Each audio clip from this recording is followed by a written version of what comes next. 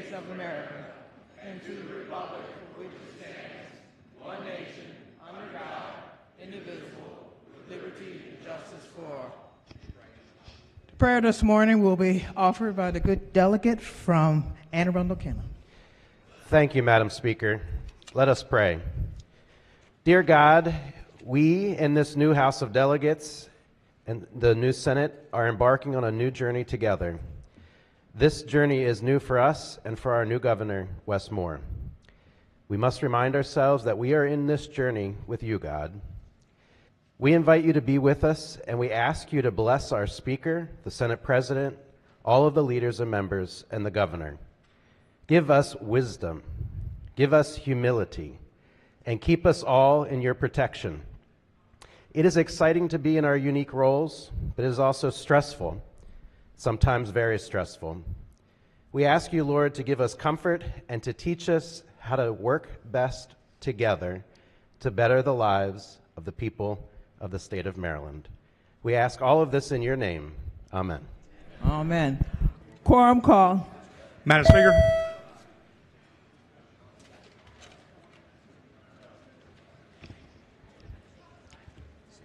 Has everyone recorded their presence?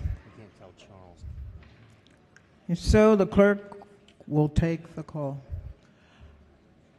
There being 131 members present, the House is still in session. Clerk will read the journal from the previous day. Annapolis, Maryland, January the 31st, 2023. Recognizing the Deputy Majority Leader. Thank you, Madam Speaker. Move so much be considered the reading of the journal. Consent calendar of introductory House bills, number 17. The clerk will read the first bill. House Bill 508, Delegate D. Jones, Ways and Means. Recognizing the Majority Leader. Thank you, Madam Speaker. So much be considered the reading of HB 508 through 545. Hearing no objections, the bills are read the first time and referred to the appropriate committees. Clerk will read the bond initiatives and the committee assignment. Introductory House Bond Initiatives number 14, February 1st, 2023, referred to appropriations.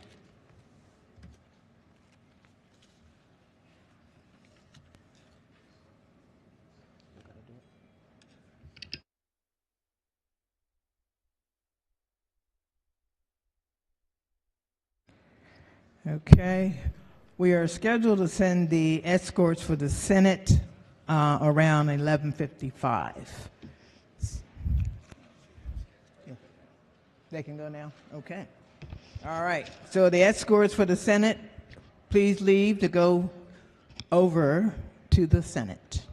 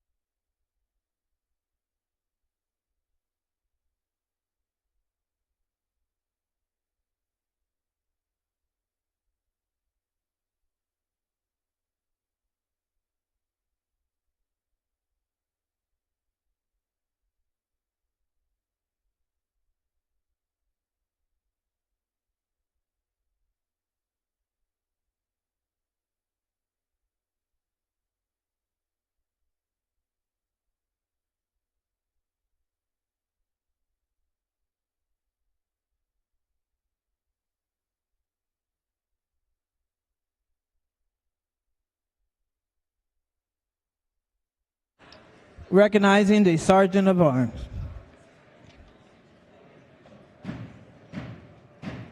Madam Speaker, members of the Maryland House of Delegates, the President, and the Maryland State Senate.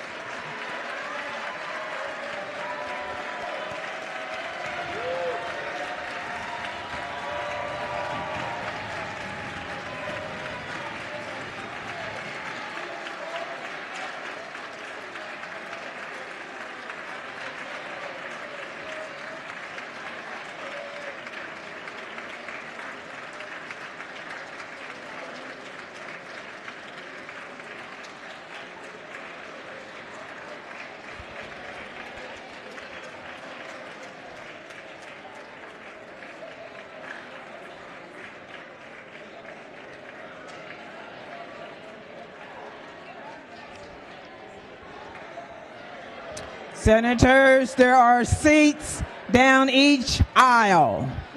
There are seats that say reserved Senate. That is for you. Please sit down.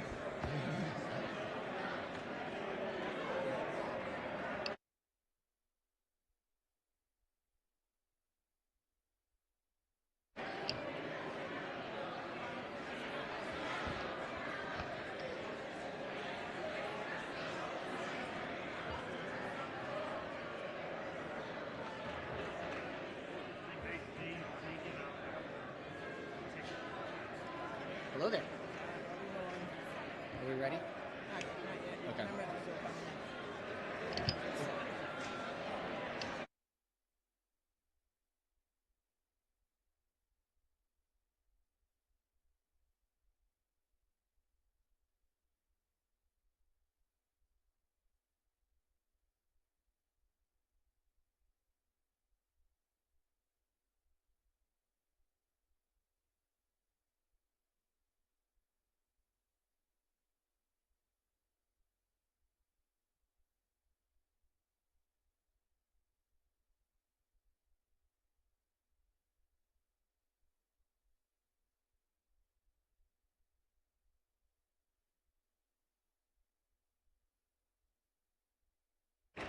Senators, there are seats on all three aisles.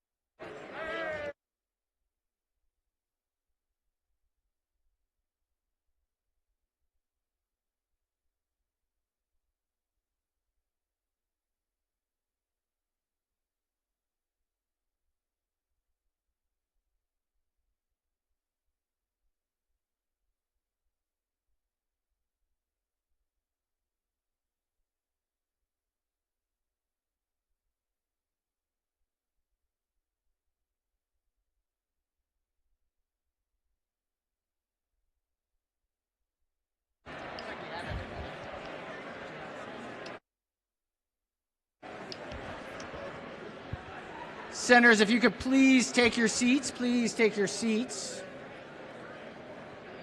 It appears there are some additional seats in the aisles on this end.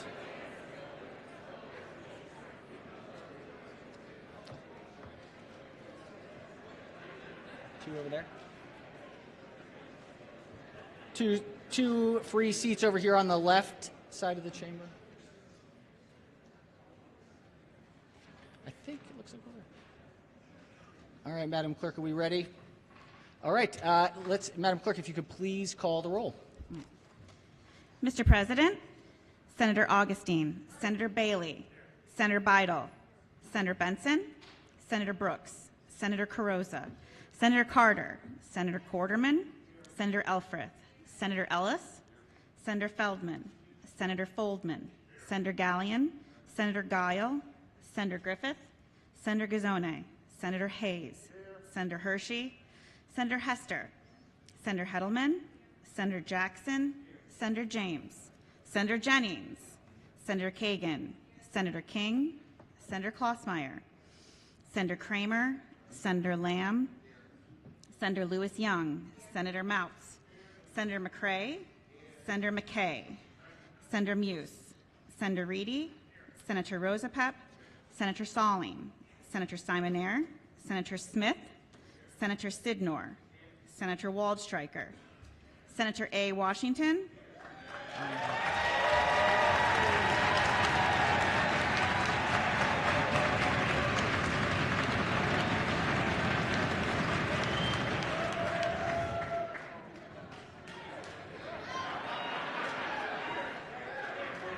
Senator M. Washington, Senator Watson, Senator West, Senator Zucker. All right, with 45 members in the chamber, the Senate of Maryland is now in joint session with the House. Madam Speaker. Members, quorum call. Madam Speaker.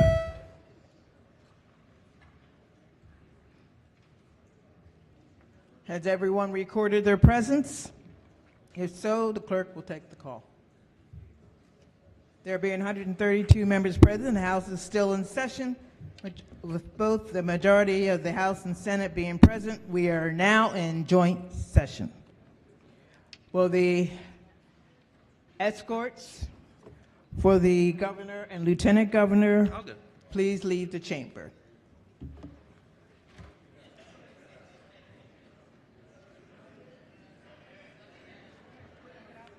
Now we wait.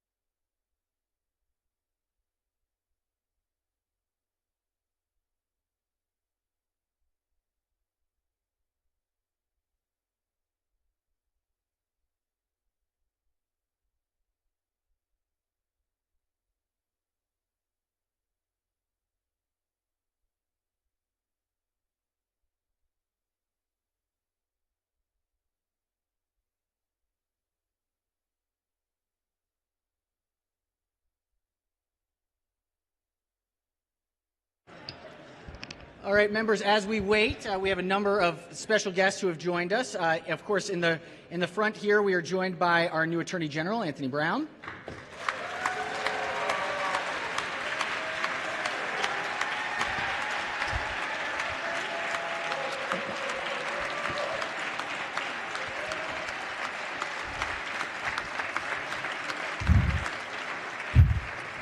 Treasurer Derek Davis.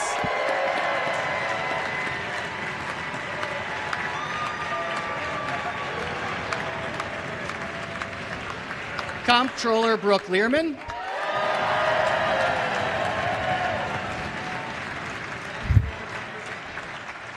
And Secretary of the State, Susan Lee.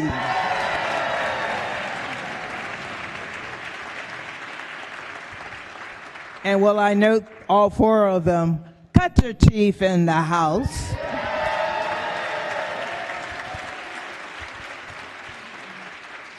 All right, we have a number of dignitaries here from our local government, starting first with County Executive Angela Ossobrooks.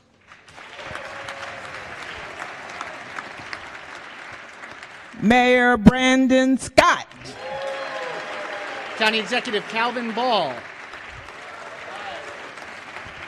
County Executive Robert Castley. County Executive Mark Elrich. County Executive Jessica Fitzwater. County Executive Johnny Oshevsky. County Executive Stuart Pittman. County Executive Danielle Hornberger. County Executive Julie Giordano.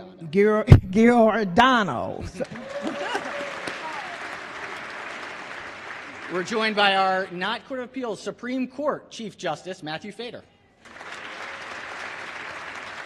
And Supreme Court Justice Brina McDivitt Booth. Capital City Mayor Gavin Buckley.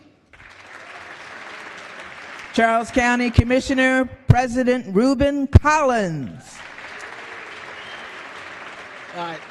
Caroline County Commission President Travis Breeding. Caroline County Commission President Ed Rothstein. Carroll County. We have Carroll County Commission Vice President Kenny Kyler. We have Dorchester County Council President Lenny Pfeiffer. St. Mary's County Commission President Randy Guy.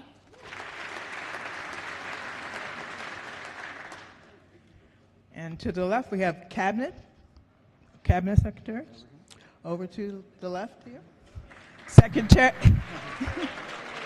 We're going to call their names, so, save up your claps. Secretary Kevin Anderson. Secretary Kevin Addicks. Secretary Carol Beatty. Secretary Helene Brady. Secretary Adis Chaudhry. Secretary Jake Day. Secretary Tisha Edwards. Secretary Rebecca Flora. Secretary Helene Grady. Secretary Laura Herrera Scott. Secretary Josh Kurtz. Secretary Rafael Lopez. Secretary Serena what is that? Michelin? How do you say that?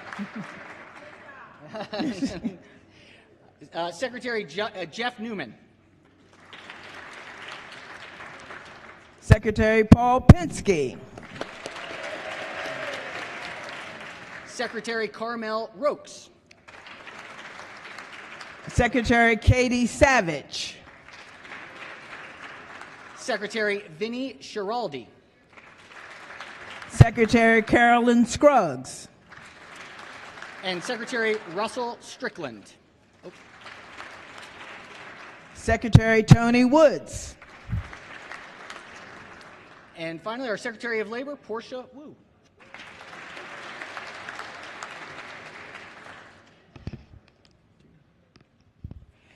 In the gallery, we have the governor's family, starting with First Lady Dawn Moore.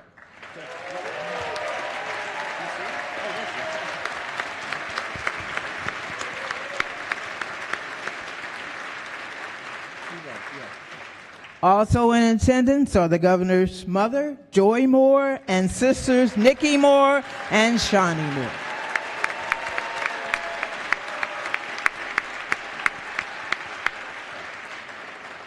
We also have Lieutenant Governor Miller's husband, Maryland's second gentleman, David Miller, with us also in the gallery.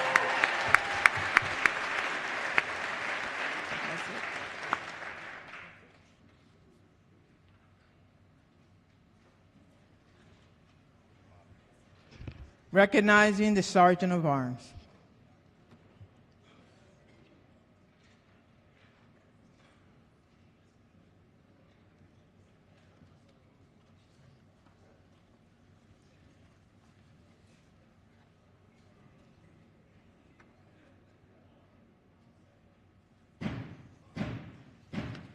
Mr. President,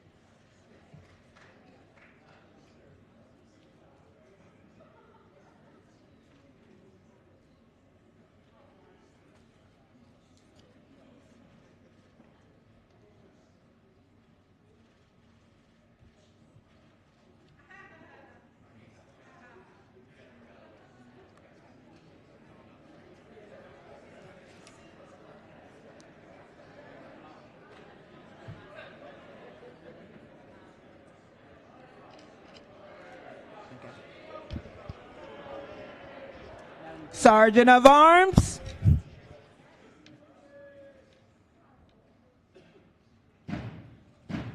Mr. President, Madam Speaker, members of the Maryland General Assembly, the Governor of the great state of Maryland, West 4.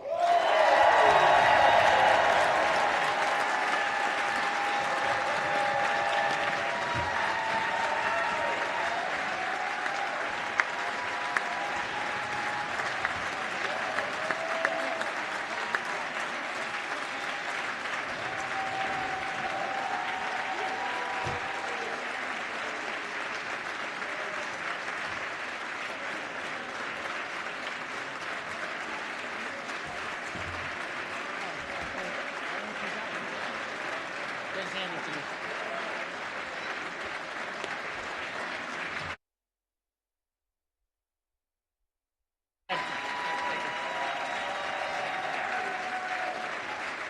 We'll do it after. I need to say it after.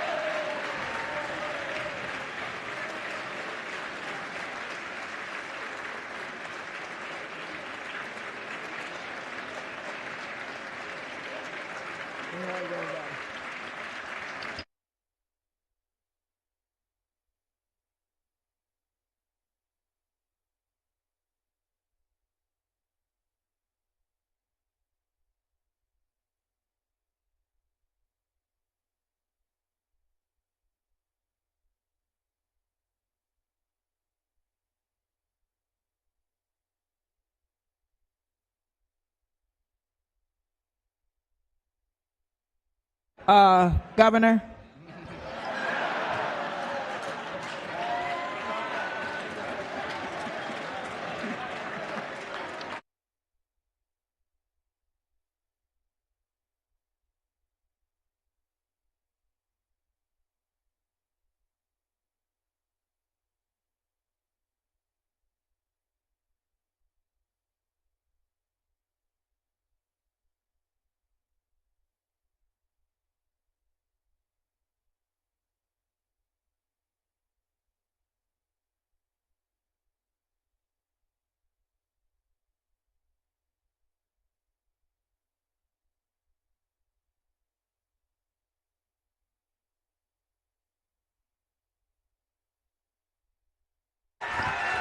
Good afternoon. Good afternoon.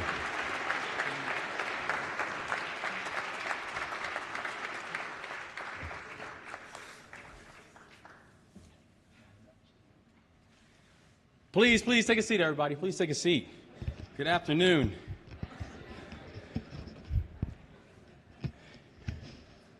I apologize for taking so long, Madam Speaker. It will not happen again. I promise next year will be a little bit faster. Madam Speaker, Mr. President, members of this distinguished body, our General Assembly, members of our congressional delegation as well, and colleagues in state and local government, and my fellow Marylanders. Now, all right.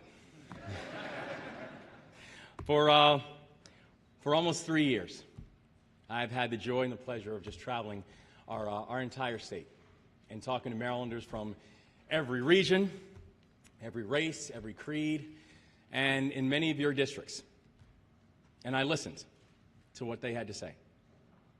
Some of the voices are actually here today, but all of the voices that I heard, they're in my heart, they're in my head, they're in my memories.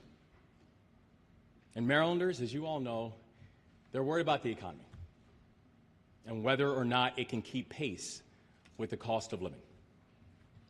We worry about safety in our communities. Families struggle to afford and find affordable health care, child care, and pre-K. and people of all ages are getting lost in this maze of behavioral health crises and trauma. Yet, despite the challenges that we have seen, I know that the Marylanders that I have spoken to, they are not only fast to offer solutions, as you all have known and have seen, but they've also expressed a deep hope and a deep desire to be part of the solution. They were the first to organize a food drive at their local school. They raised their hands to watch the kids in the neighborhood. They agreed to serve on the board of one of our remarkable local nonprofit organizations. They're willing to work in our local and our state government. These are individuals, in short, these are individuals, Marylanders, who are ready to serve. Now, I'm only here right now because of the people in my life who stepped up even when they were not called. People who served even when they didn't call it that. People who are willing to sacrifice in the moment for the hope of a better tomorrow. The teachers and the educators who gave me the tools to think for myself. The coaches who pushed me even when I wanted to stop. The ministers who prayed for me and my family even when there was no clear path forward, and the school counselors who helped me to see a horizon that I was not ready to see for myself. This state is full of those individuals. People who refuse to quit, who will light up a path even when we are down, who will spark that light in ourselves even if it only glimmers in the dark.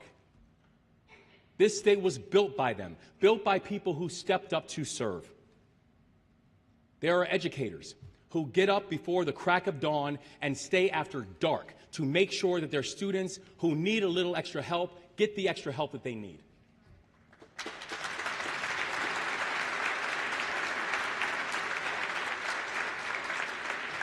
They're the linemen who, after a disaster, work double shifts to ensure that we can get our lights back on.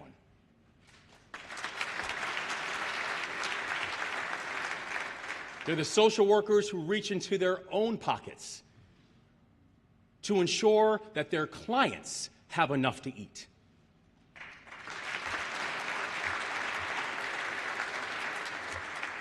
And yes, it's the lawmakers. The lawmaker, yes. But it's the lawmakers. It's the lawmakers who come to Annapolis, who sacrifice time with your families, months from your businesses.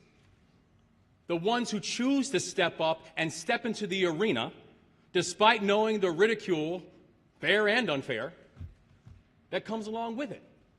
Because you choose to do it because you believe in the hope of leaving the state a little bit better than the one that you found it.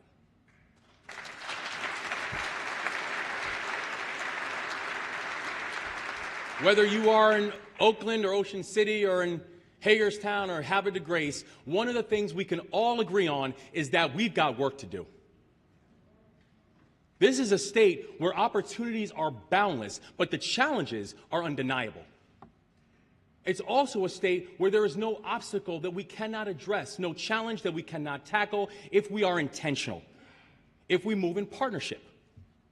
And promoting a state of service is how we are going to do that.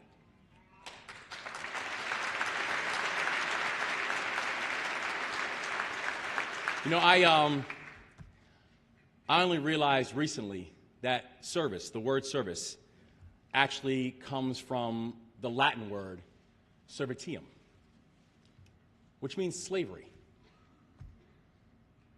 So it's fitting as the first African American in the state of Maryland to deliver this speech. And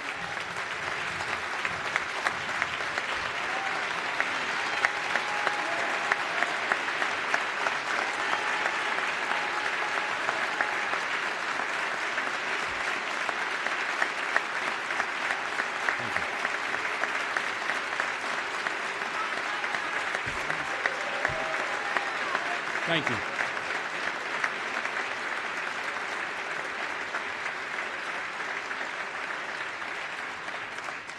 as the first African American to deliver this speech, standing in a building that was built by the hands of enslaved people, that we are now putting service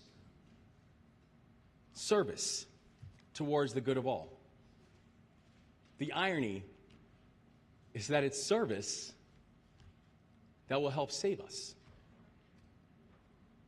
On day one of my administration, I ordered the creation of the Department of Service and Civic Innovation. This was not a stunt. This was not because it sounded nice. This was because it is a fundamental part of who I am, and it is in the DNA of this state. Our order consolidates and elevates the agencies of state government that support service opportunities. And we need to follow it up with legislation. And the SERVE Act will do just that, because it will create a service year option for high school graduates to give them an opportunity to serve this state.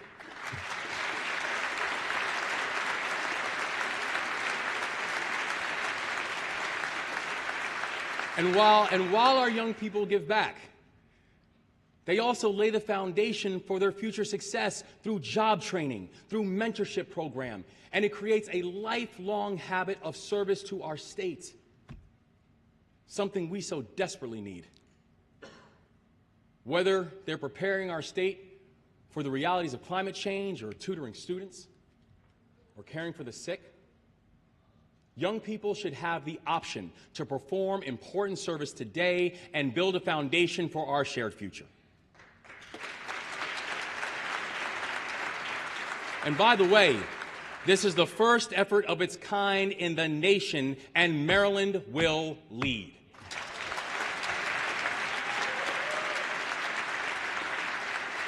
And I've heard it, some will ask, and they'll say, well, why is this important? Why should state government be the one to do this? And it's because, as you've heard me say before, service is sticky. Service will save us. It will save us money through a more strategic and a better use of resources. Building a workforce of dedicated public servants saves us the expense of costly contractors and external vendors, and if properly manages, delivers us better results.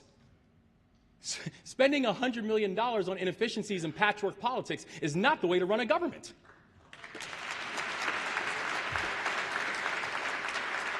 We have the assets.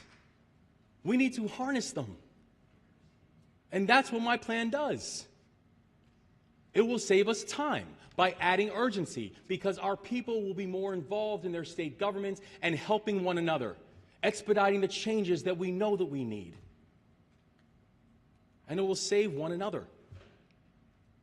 At a time when civic bonds are frayed, when many people feel more disconnected from their neighbors than ever before, service is the antidote to the epidemic of loneliness and otherness.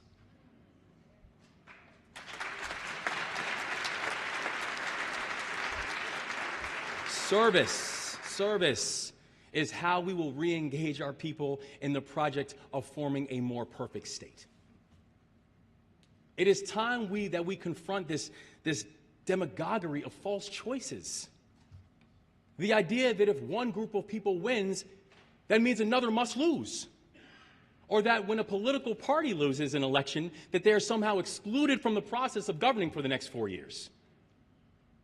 It is time for our state to be bold, and that doesn't mean we are being reckless. Our administration has put forth a plan to make historic investments in people, and it spends $1 billion less than last fiscal year.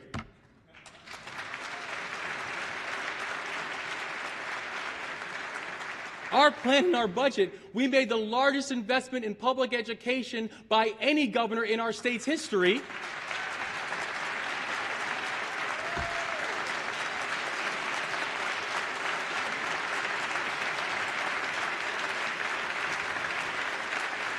And, yes, and introduced $200 million in targeted tax relief for children in poverty with the Family Prosperity Act, and veterans in retirement with the Keep Our Heroes Home Act.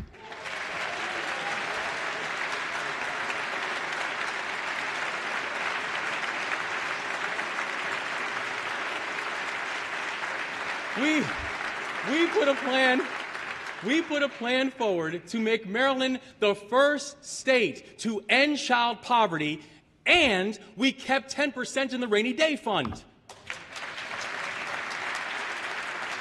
Let's put an end to this belief, and let's put an end to this narrative that we cannot invest in the future today while also preparing for the uncertainty of tomorrow. It is just not true.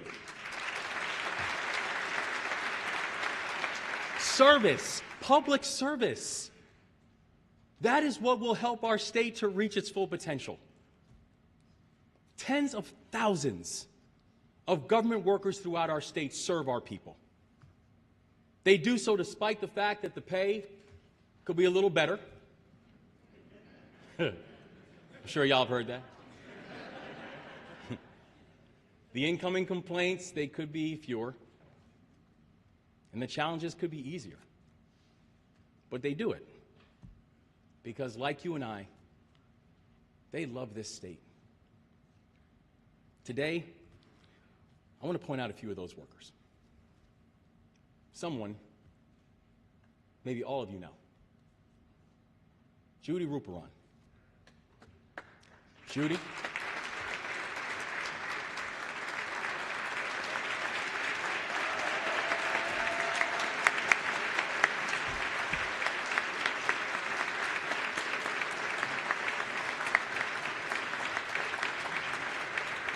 Judy Ruperon was born in D.C. but was raised in Maryland.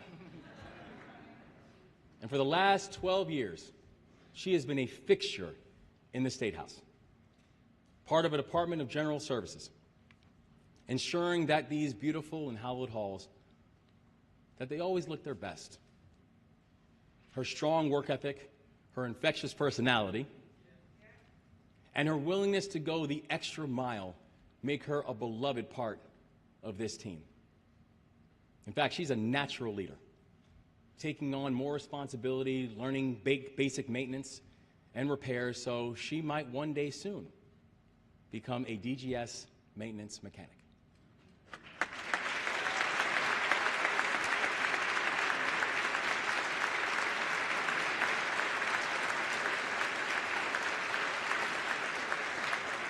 Judy, I'm willing to write your letter of recommendation.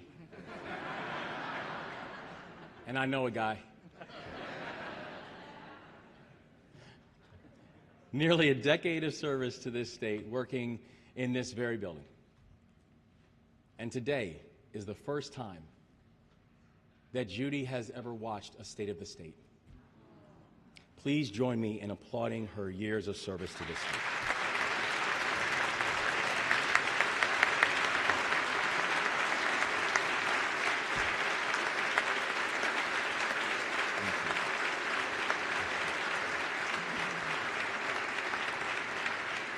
And she is representative of so many state workers who are serving without a full team behind them and beside them. The team they need and deserve, the support the people of Maryland need and deserve. Right now, Maryland's government has nearly 10,000 vacancies, with just under 6,100 in the executive branch alone. That means needs are not being met. It means timelines for licensing and approvals are closer to the 19th century than they are to the 21st. It prevents people from opening up small businesses, from keeping our communities safe, and also while welcoming back those back home who have paid their debts to society.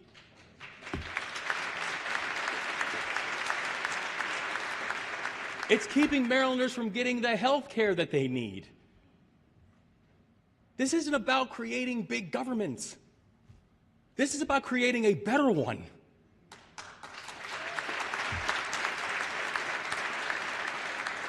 That means eliminating and consolidating the positions that are no longer needed and filling the ones that we desperately do.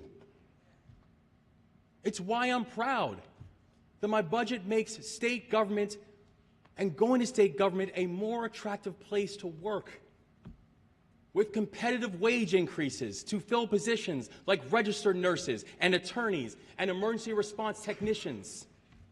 Because our workforce, both public and private, it is the key to our state's future.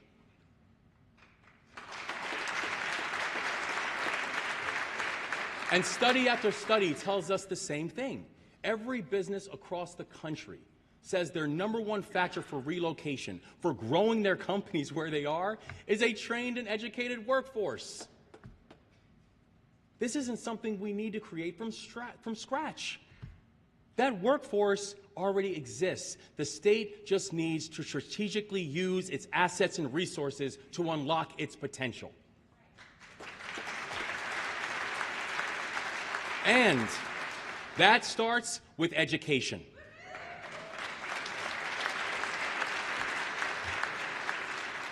We can no longer separate our vision for economic prosperity from the duty to make Maryland's public schools the best in the nation.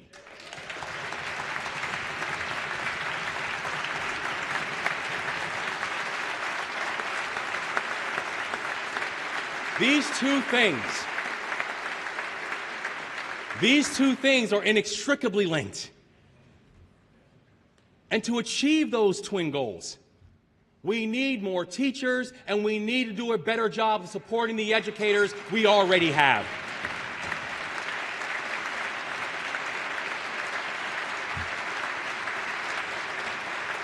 Listen, this pandemic, it dealt a serious blow to our education workforce. Teachers are tired. They're strained. They're overworked. And they need reinforcements here and now. That is why I am calling on the General Assembly to pass the Maryland Educator Shortage Act to strengthen the pipeline of qualified teachers in our state.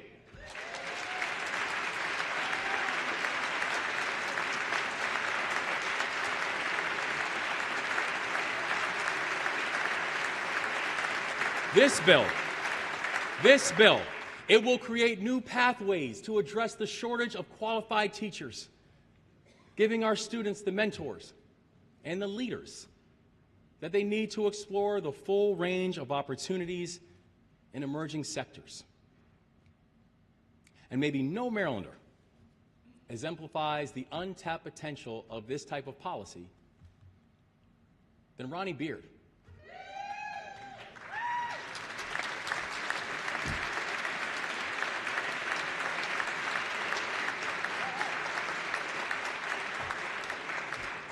Ronnie, in addition to being fresh dressed, Ronnie grew up in Frederick. Yes, go ahead, Frederick. And now teaches at Oakdale High School. Originally, we got some Oakdale graduates over here? Oh, just representative. Okay. Proud, man. Proud. Originally, he was planning on becoming a juvenile counselor. But while studying at the University of Maryland Eastern Shore, go ahead, UMES.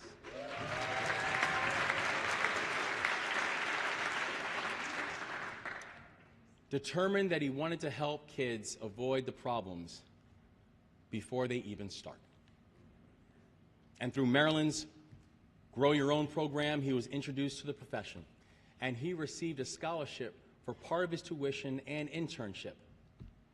And he's now a leader in Frederick, helping to recruit more talented educators to step into the gap. Ronnie, bless you, and thank you for your leadership and all you do.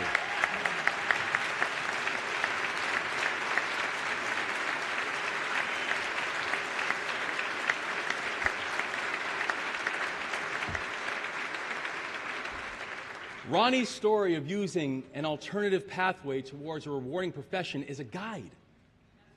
It's a guide on how we grow our state. Our state government has begun to accept real-world experience as a substitute for a college education.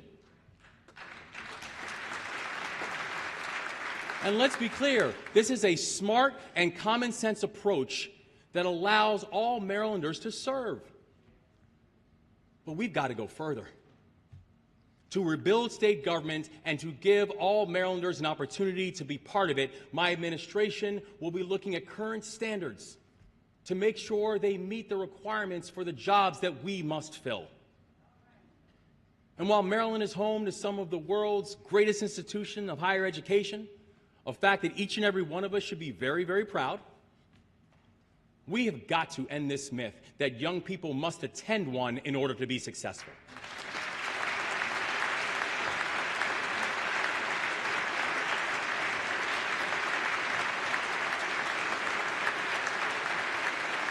That doesn't have to be the path for every student. It wasn't my path. See? And I know I'm not alone. Come on, cornbread.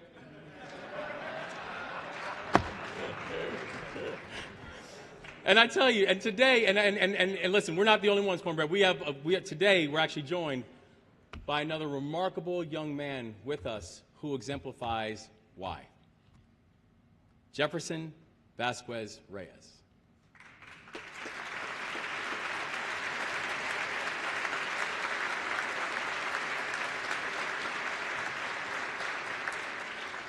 Jefferson is a freshman at Montgomery College.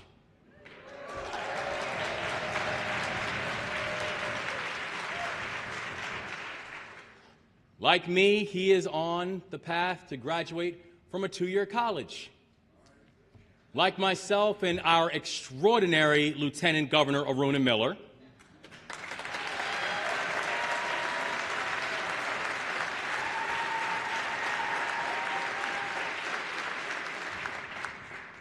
he's the child of immigrants who came to Maryland for a better life.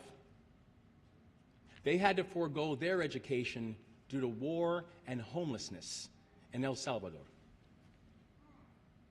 As a 12-year-old child, he became the patient advocate for his mother, his grandmother, who were in and out of the hospital frequently. Witnessing the power of a doctor who understands his family's culture and was able to communicate with his grandmother in her native tongue. He has decided to step up and serve his community by becoming a doctor.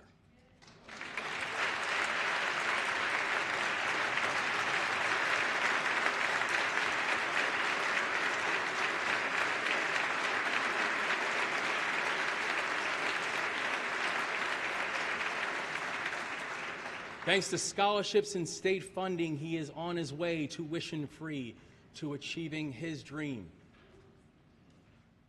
We are so proud of you. Gracias. Felicitaciones. And I tell you, his story and his commitment to our state exemplify why this state is so powerful and why this state is so special. We know that right now, and again, thank you so much, and I just want to say we honor you, and we honor your family as well.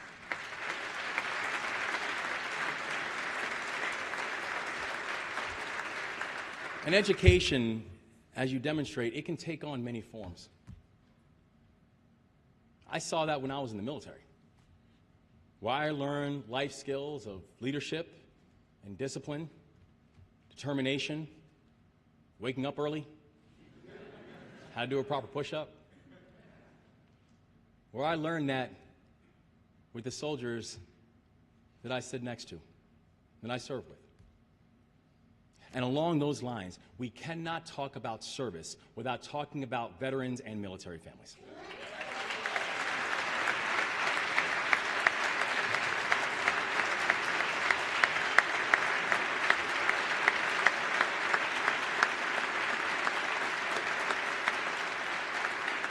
American service members and their families have taken an oath to protect the Constitution, left their families to guard this nation, put their lives on the line to defend our freedom. In fact, if you're a veteran in this chamber right now, would you mind if you please stand so we can recognize your service?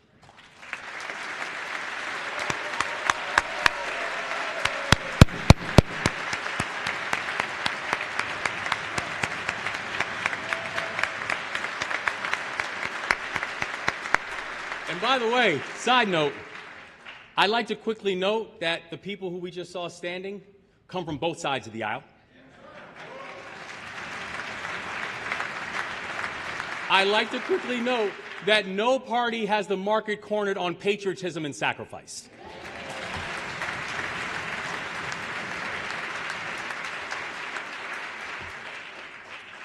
And now we stand. And we stand for people like Angela McCullough. Yes, yes. Bless you. Angela is a retired U.S. Air Force Master Sergeant.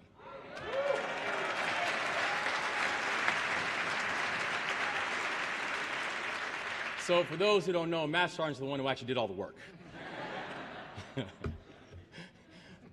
And is also the owner and CEO of Maryland-based Tri-Logistics.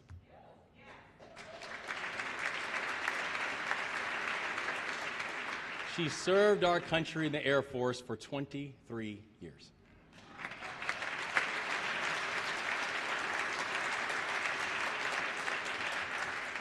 And when she finished her time in the military, she saw a lot of promise in Maryland.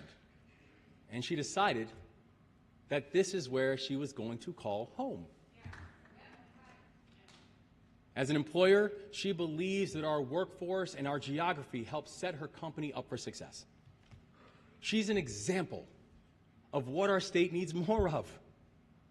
And with my budget's $40,000 exemption on military retirement, she'll be able to put that money back into her business, hire more people, and grow our economy.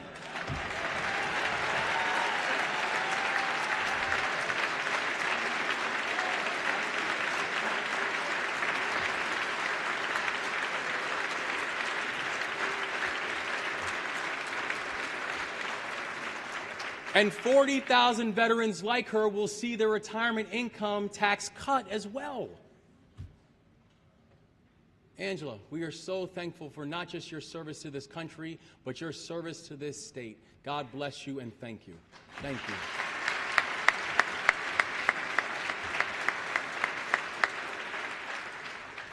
So the challenge has always been that many veterans do their service here, but then choose to live their lives elsewhere.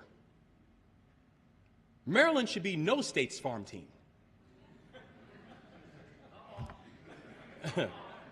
Let's talk.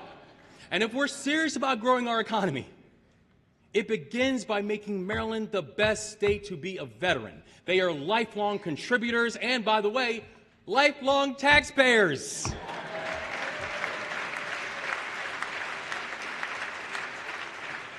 With more than 362,000 veterans, it is not something that we can do tomorrow. It is an imperative for our state today. The time to make this happen is now, and together we are going to get this done.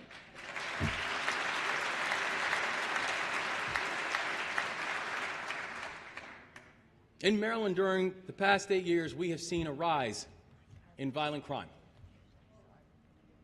And during this time, law enforcement stepped into the gap to keep our community safe.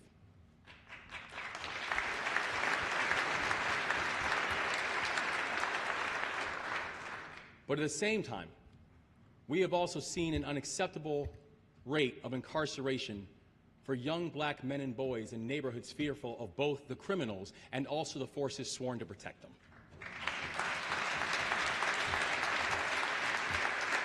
To paraphrase F. Scott Fitzgerald, who, by the way, is buried in Rockville, Maryland, he wasn't born here, but he knew where he wanted to spend eternity.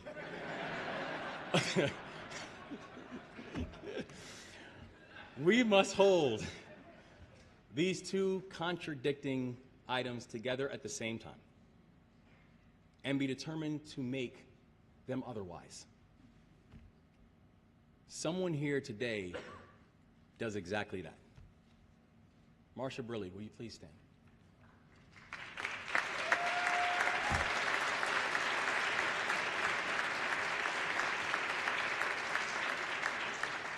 Marsha is a resident of Baltimore County.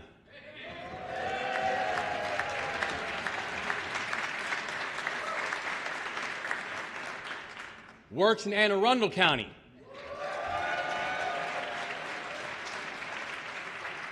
She's covering down in the whole state, actually. And she has worked, and for 27 years, she has worked in the Department of Corrections, the Anne Arundel County Police Department, and now the Anne Arundel County Detention Center. Her work, in short, is to be a guide, a mentor, and a friend to those who have served their time and are now re-entering society.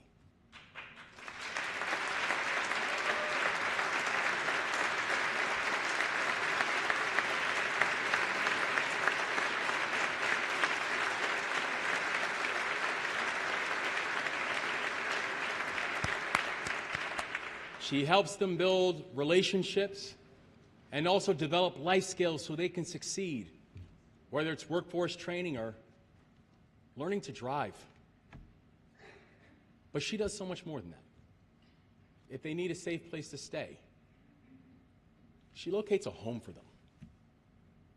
If they're in need of clothes, she finds them a jacket. Her impact is measured by the people she helps to get back on their feet. And frankly, that's an untold amount of good for them and for all of us. Marsha.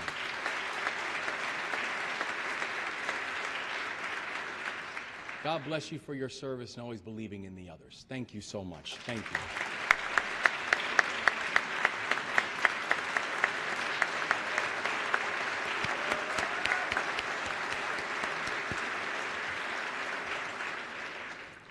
These men and women, like Marsha, they deserve our gratitude and our respect.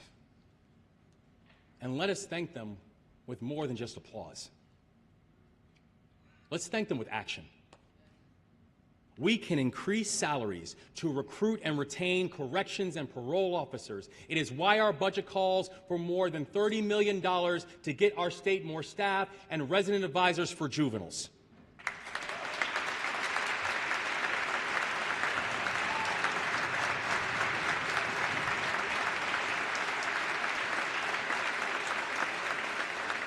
These workers help people ensure that those who are reentering society are successful and then can give back to it.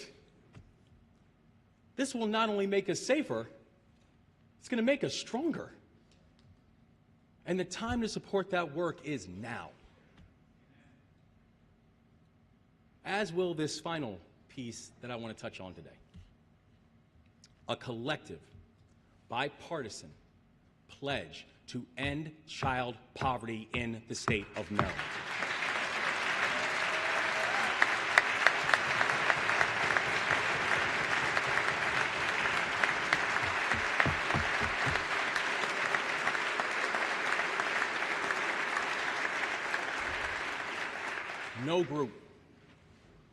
No group deserves our help more than the children of Maryland.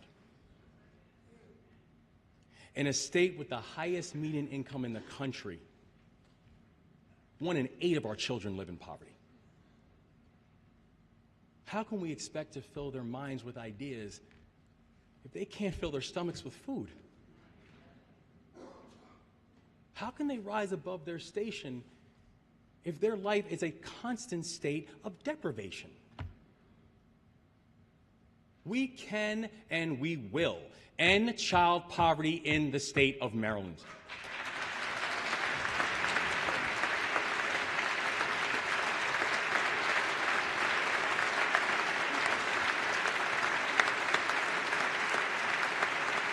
And that mission begins this year, right now, and during this legislative session. Now, I know this is an ambitious goal and an audacious goal. And I know there's skeptics.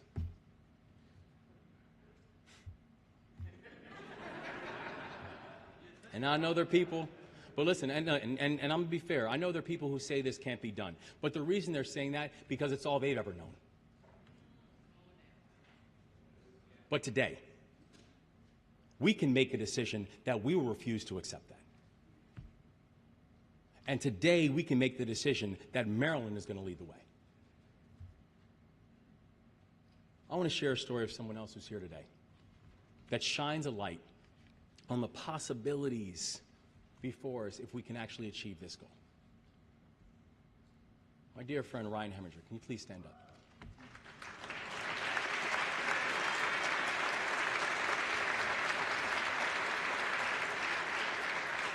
Ryan is the Chief Financial Officer of one of Maryland's most successful and impactful technology companies. Should I say it again? Is that free advertising? Y'all are doing so well, you don't need it. You don't need it. He also co-founded a social enterprise organization that brings young people who are facing the most significant opportunity and achievement gaps in our state across that divide. Now, many of you look at Ryan and you know him as an accomplished business leader, a dedicated mentor, and a strong partner in our communities. What's less known about Ryan is that he grew up in crippling poverty. His parents battled a pain pill addiction. His grades suffered. He went from being an A student to nearly dropping out until a handful of caring teachers stepped into his life.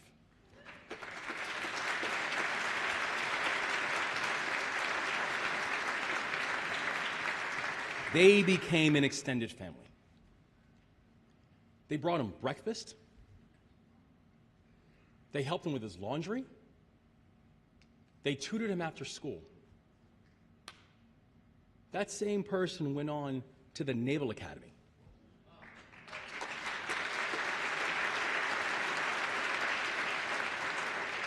Before settling right here in the state of Maryland, and for nearly 20 years, Ryan and his wife, Sarah, have supported hundreds of our most economically vulnerable young people as they work to find their way to a better life.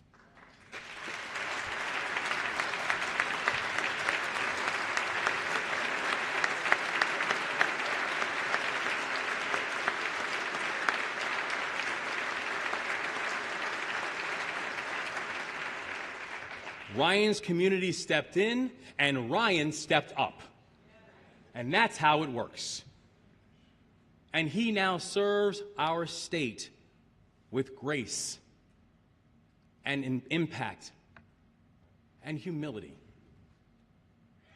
Ryan, my dear friend, we love you and thank you for all you do for this state and all of our families.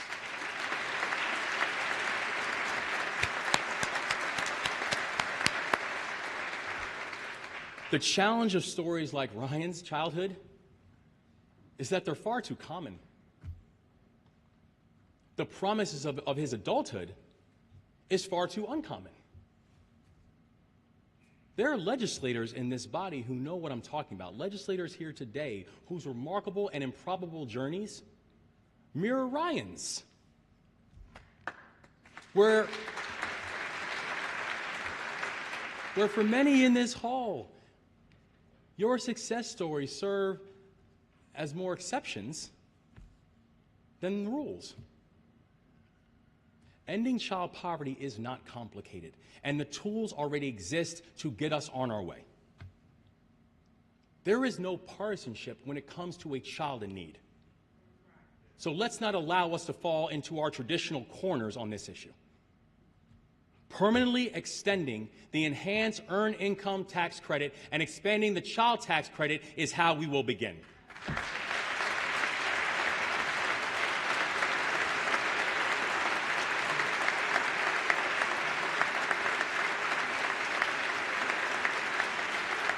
This push will make nearly 40,000 families eligible for one of the most successful child poverty tools that this country has ever seen. By reducing the number of children living in poverty and the severity of the poverty, we are changing what has long determined a kid's future before they even have a say. And this helps everyone, For every dollar invested in credits like these, there's up to $10 in economic benefit. And the range is improved for children and outcomes for communities, from higher quality children's health to reduced crime rates. If we do this and we raise the $15 minimum wage and index to inflation, we can lift more than 152,000 children in Maryland to the next rung of the economic ladder.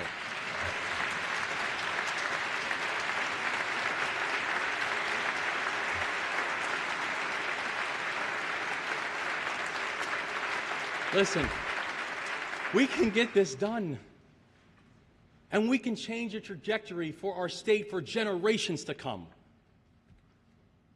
We can set up our children to win the next decade if we get rid of the policies that force hundreds of thousands of them to lose. I want to end my remarks by taking a moment to reflect. It's easy to get lost in the finer points of policy or the politics of turning bills into law. It's definitely possible to get lost in the frenetic energy of Maryland's legislative session. Whether you've served in elected office for decades, or whether you're new to this game, like me. What I called for the past 20 minutes or so, they weren't democratic beliefs. They weren't really partisan at all. They're the things that we all hope for all Marylanders. They weren't urban or rural. They didn't apply solely to the shore or to the mountains. Because the same hope to end child poverty is just as strong in Baltimore as it is in Boonesboro. Economic mobility has a home in Dorchester just as it does in Dickerson. Making our government more effective and efficient is an ideal that's held in Hartford and in Howard. These are collective goals and the collective ideas, and the only way that we are going to accomplish them is collectively. We are here serving together because we believe that a career in service is a difference-making profession. We all want what's best for the people that we represent. Everybody we represent. This is the righteous core of politics. This is the essence of why we do the work. And it is why I am now asking you, begging and pleading you for your help. You believe in this work. So I know that many of the people around you, they believe in this work too. I cannot do this alone. We cannot do this alone. If we are going to execute on this vision, if we are going to make this state work again, we need people willing to serve. We need talented individuals who put the whole before the self. We need folks like you. And in the days and weeks and months and years ahead, I'll be calling on your partnership to find, recruit, elevate public service as a calling in Maryland. And I can tell you right now, we're off to a great start. As our appointment secretary, Teacher Edwards, knows, because she hasn't slept in about 3 weeks. In the past 2 weeks, 2,833 people have applied to join our administration. In these past weeks, more than 1,500 people, Marylanders, have raised their hand to join a board or a commission. Untold numbers are getting involved in their local governments, their civic organizations, the nonprofit that's down the street from their home, and creating new ones that we will soon know. People are signing up to serve, and I want them to keep signing up. We can be a state that rewards, that celebrates, that elevates a culture of service, and we must be. Let us serve. Let us serve together. The people who entrusted us with this solemn oath, to put them before ourselves. It is an honor to stand before you, and it is an honor to serve beside you. God bless Maryland, and let's get to work, everybody. Thank you so much.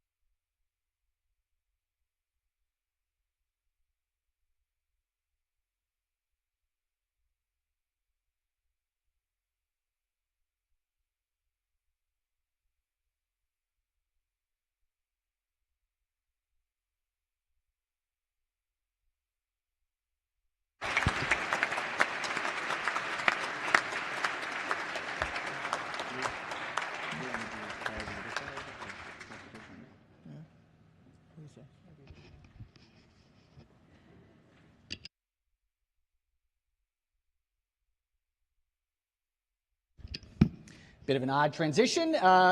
We forgot to introduce, please blame our head, not our heart, the new Secretary of Transportation, Paul Wiedefeld.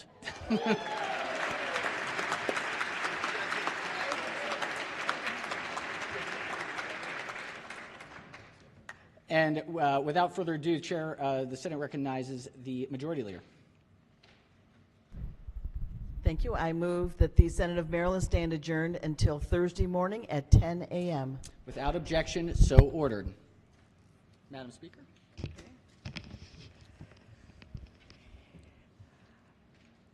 Well, you gotta let him go. Oh, we can wait for you. You gonna wait for us? We can do it together. Oh, okay. Madam Speaker. Yes.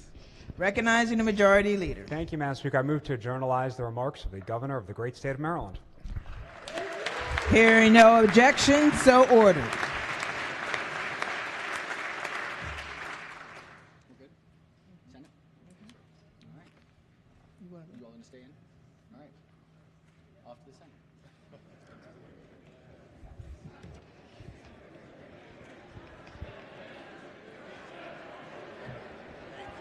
Oh, that was great.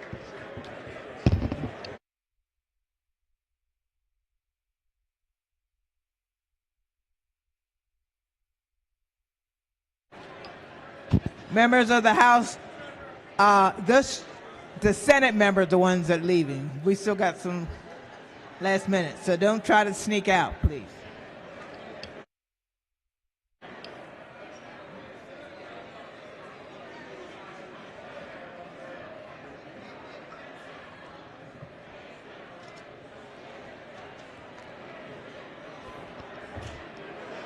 Hey.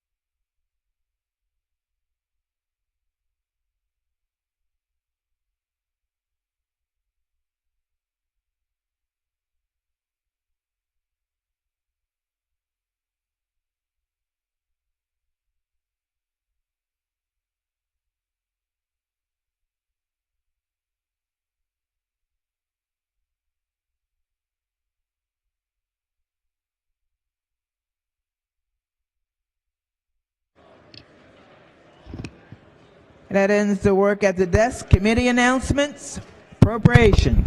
Thank you, Madam Speaker. The Appropriations Committee will meet at 2 o'clock for full committee budget hearings. Thank you. Judiciary. Thank you, Madam Speaker, and ladies and gentlemen of the House. Members of the Judiciary Committee, please listen a little closer. Our briefing will begin at 2 p.m. 2 p.m., not 1:30, 2 p.m. We will begin bill hearings at 3 p.m.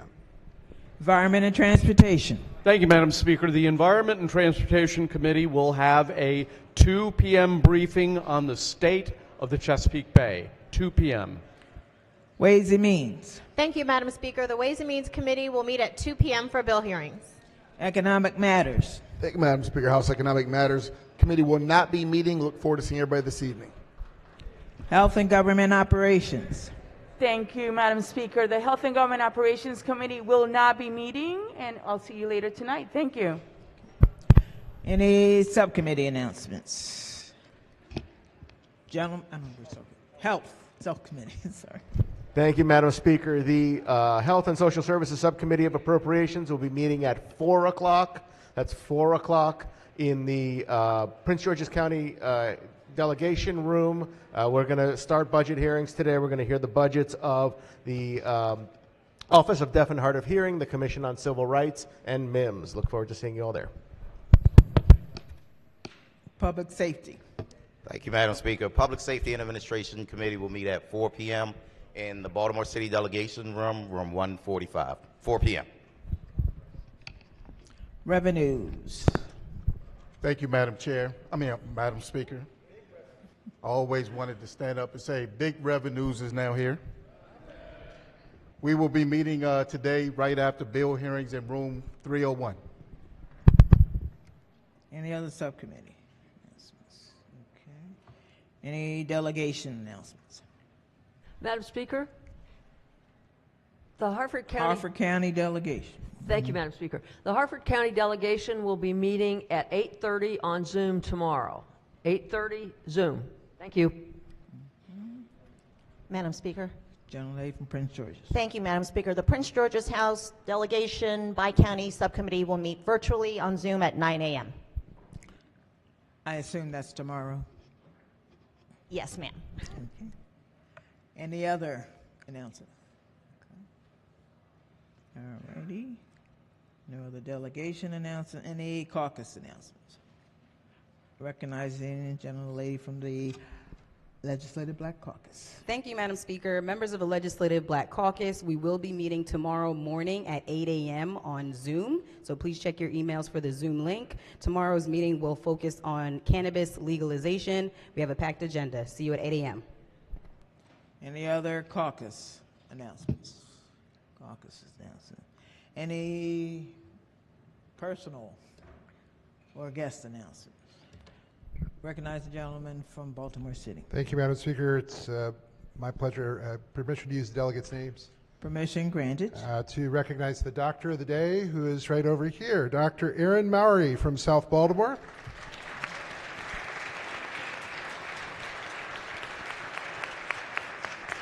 She's a rheumatologist who works here in Annapolis, has a small practice in Millersville and Anne Arundel County as well. Delegate to MedChi and is on MedChi's Health Insurance Reform Subcommittee. She's on the MedChi's Board of Trustees representing Anne Arundel County. And on behalf of Delegates Edelson, Delegate Robin Lewis, and myself, welcome to the General Assembly. Okay. Any other personal or guest announcements? Gentle lady from Prince George's. Thank you, Madam Speaker. They're not here in the gallery, but I did want to welcome the 2023 Emerge Maryland class that is visiting us here all day here in Annapolis. They're shadowing a number of members here throughout the day, and though they're not here in the gallery, still wanted to acknowledge their presence. So just welcome them if you see them in any of your committees. Thank you. Thank you. Any other guest announcements? General Lady from Prince George's. Thank you, Madam Speaker. Members of the General Assembly, I have a great, joyful thing to share today. My first grandchild, a little boy, 4 pounds and some ounces, that the nurses are calling Peanut, was born this morning. Oh, congratulations.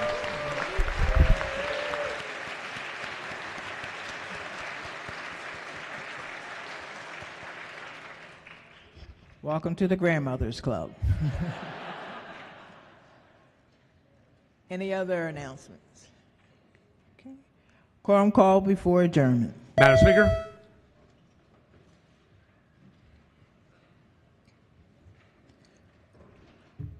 Everyone recorded their presence. The clerk will take the call. There being 132 members present, the House is still in session. Recognizing the Majority Leader. Thank you, Madam Speaker. I move that the House stands adjourned until Thursday, February 2nd at 10 a.m.